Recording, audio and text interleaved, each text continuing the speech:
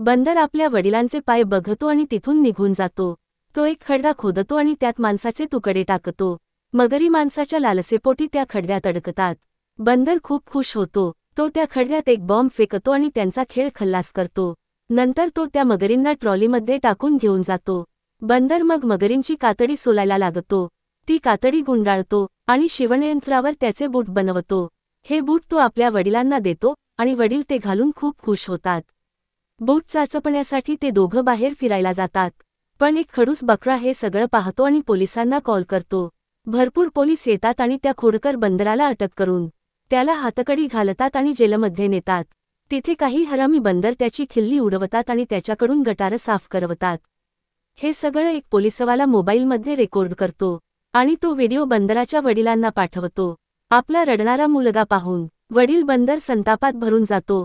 बंदूक उचलतो आणि जंगलात धाव घेतो। तो एका हरणाला मारतो आणि पोलीस स्टेशनला घेऊन जातो। पोलीस ऑफिसर त्यालाही अटक करतात। पण हे सगळं त्या बंदराचीच योजना असते, आपल्या मुलाच्या सूड घेण्यासाठी। आता जेलमध्ये जाऊन तो काळ्या बंदरांची शिस्त लावतो आणि पूर्ण जेल त्यांच्याकडून साफ करून घेतो। मित्रांनो, या बाप लेकाच्या जोडीसाठी एक लाईक तर बनतो।